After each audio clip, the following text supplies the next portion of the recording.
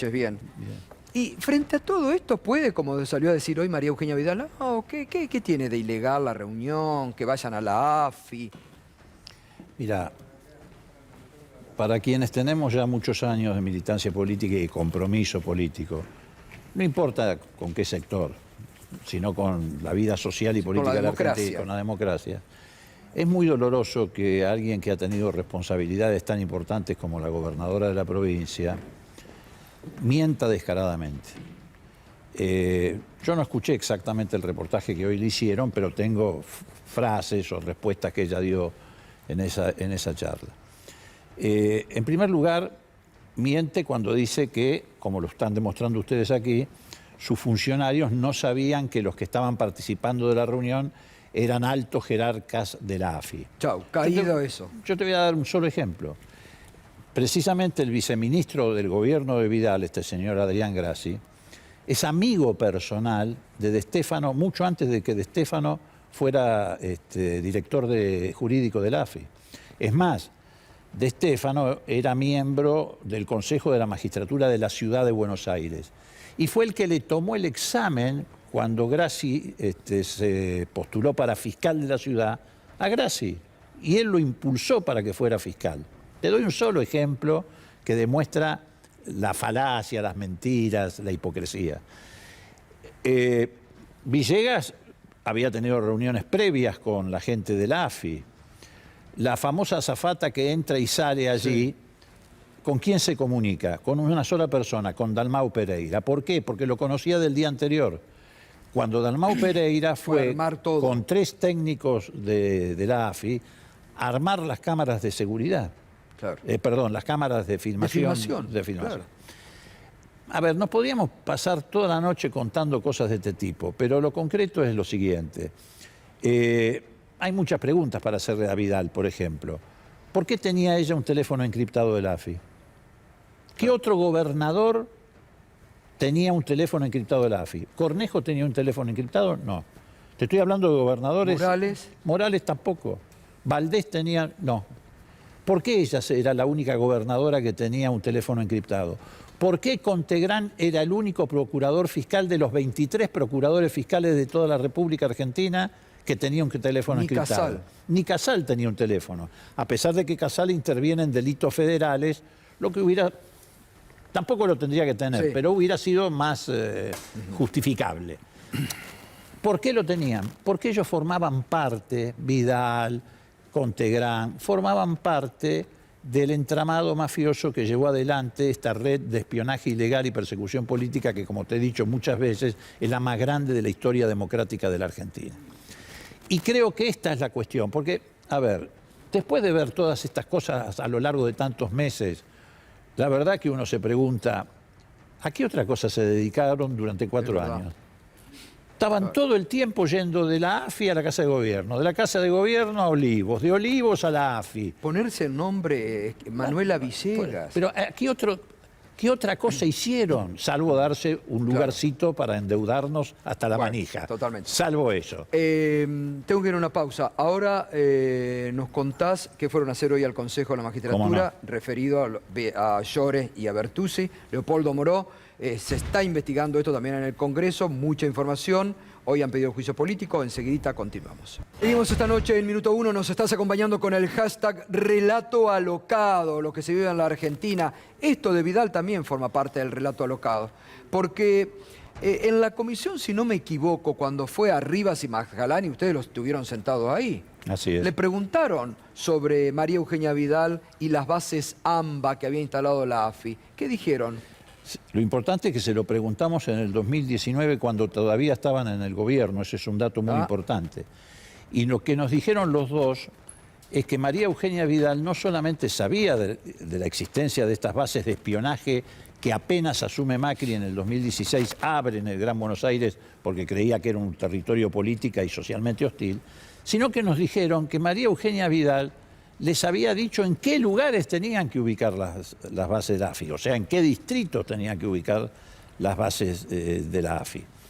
Digo, a ver, yo creo que María Eugenia Vidal es la que está más comprometida, pero además es la que más capacidad tiene de mentir y de engañar a la sociedad.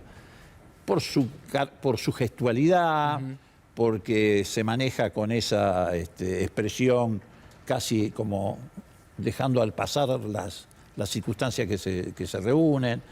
Pero bueno, lo importante es que hoy, lo más importante, Gato, es que hoy estuvimos en el Consejo de la Magistratura. Cuando digo estuvimos, estuvo la Comisión Bicameral de Inteligencia en el Consejo de la Magistratura. Este es un dato inédito en la historia institucional de la Argentina. Es la primera vez que una comisión parlamentaria se presenta en el Consejo de la Magistratura a pedir el juicio político por mal desempeño, en este caso de 2 camaristas, de Bertucci y Llorens. Que dijeron que eran... que todo esto era cuestión de cuenta propista, de 4 perejiles. Exacto. Pero resulta que todo esto fue un mecanismo muy aceitado que reunió enclaves estratégicos del Estado que se articularon para llevar esto adelante. La AFI, la AFIP, que te hacía espionaje fiscal, la UIF, que te hacía espionaje financiero, la Dirección General de Migraciones, que hacía espionaje sobre los movimientos de personas, y el Servicio Penitenciario Federal, que era el que te cableaba las cárceles para escuchar lo que conversaban los presos políticos, no solo con sus familiares, sino que lo que es más grave, con sus abogados. Exacto. Vos te das cuenta que 4 perejiles no podían articular todas estas estructuras del Estado. El fallo es vergonzoso, es lo que se denomina un fallo irrita, es decir, un fallo que dejó de lado el derecho. Es un fallo que no solamente daña a las víctimas, sino que daña el sistema democrático. Porque si este fallo se mantuviera en pie, es una jurisprudencia que el día de mañana cualquier otro gobierno podría utilizar, no solamente para hacer esto, sino para hacer algo peor, bajo la cubierta de que lo hacen perejiles o que lo hacen cuentapropistas. Nosotros, ¿qué le dijimos hoy? Hicimos una exposición de 25 minutos ante el Consejo de la Magistratura, estaba el presidente, varios consejeros, la diputada Camaño, la senadora Vergara. ¿Qué les dijimos? Básicamente, en la Argentina, el daño más grande que hizo todo esto que están mostrando ustedes y que muestran casi todos los medios, con excepción de algunos, el daño más grande es que rompieron el pacto democrático que se selló en el 83. Después de haber atravesado el horror que atravesamos con la dictadura, hubo un pacto democrático implícito y explícito, que nos llevó a un compromiso. ¿Cuál fue? Que de ahí en más no íbamos a ir a golpear las puertas de los cuarteles para provocar un golpe de Estado contra el adversario, que no íbamos a perseguir al opositor, que no lo íbamos a estigmatizar públicamente, a desacreditarlo, a meterlo presos con causas fabricadas. Ese pacto democrático, además, fue también explícito, porque en la época de Alfonsín sancionamos la Ley de Defensa Nacional que le dio un lugar a las Fuerzas Armadas para que no intervinieran más en la vida política de la Argentina. Y cuando se rompió eso, en Semana Santa y con Menem, con Seyneldin, salimos todos a defender... A la calle. Todo el sistema democrático salió a defender ese concepto. Totalmente. Y en la época de Menem, te estoy hablando de gobiernos muy diferentes, sancionamos por unanimidad la Ley de Seguridad Interior para que las fuerzas de seguridad interior no hicieran lo que hizo el gobierno de Macri, es decir, meterse en la vida privada de la gente, perseguir opositores. Bueno, ese pacto democrático lo rompió el gobierno de Macri. ¿Qué le pedimos hoy al Consejo de la Magistratura? Que ayude a recomponerlo. ¿Y cómo?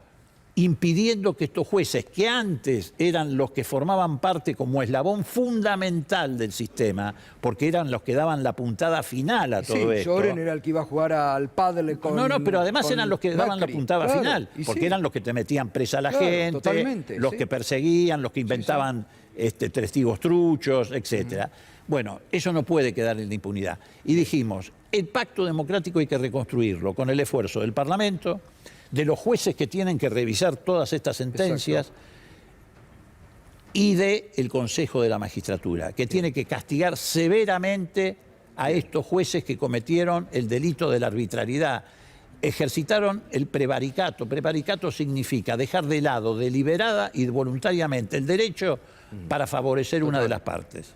Gracias, Leopoldo. Vamos a ver, porque el Consejo de la Magistratura está en deuda. Se tiene que empezar a mover un poquito más. Sin embargo, te voy a decir una cosa. Inmediatamente que hicimos la exposición, le trasladaron la denuncia a la Comisión de Disciplina, estaba allí presente la presidenta de la Comisión de Disciplina, y se comprometieron a iniciar rápidamente el proceso. Bueno, está muy bien, porque ya hay otros pedidos de juicio político también sobre estos camaristas, ¿no? Pero así hay que infinidad. Y es grave todo lo que han presentado. Así es. Gracias, Leopoldo. No, al contrario, gracias a usted. Última pausa, enseguidita, Juana Morín.